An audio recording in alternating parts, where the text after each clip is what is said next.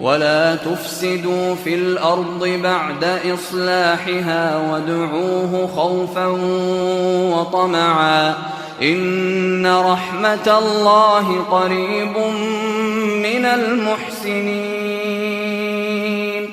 ولا تفسدوا، واو بھی ہماری زبان کا کلمہ، لا بھی ہماری زبان کا کلمہ. تفسدوا فسدا یفسدو، فسدا اس نے فساد کیا، یفسدو وہ فساد کرتا ہے یا کرے گا، تفسدو تم فساد کرتے ہو یا کرو گے، واو جمع کی علامت.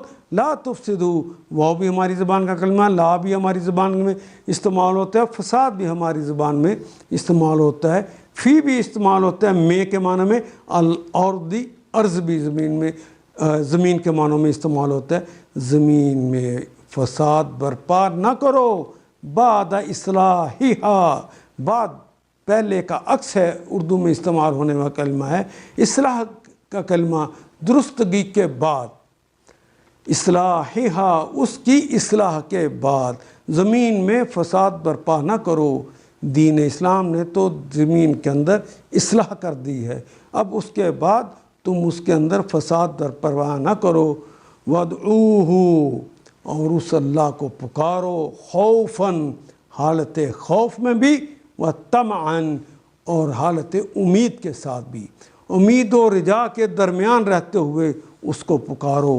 اِنَّ رحمت اللہ، اِنَّ بے شک، رحمت اللہ اللہ کی رحمت، قریب قریب ہیں، من المحسنین نیکوکار لوگوں کو، اللہ کے کہنے پہ کام کرنے والوں کو، احسان کے درجے پہ جا کے کام کرنے والے محسنوں کے قریب ہے اللہ کی رحمت.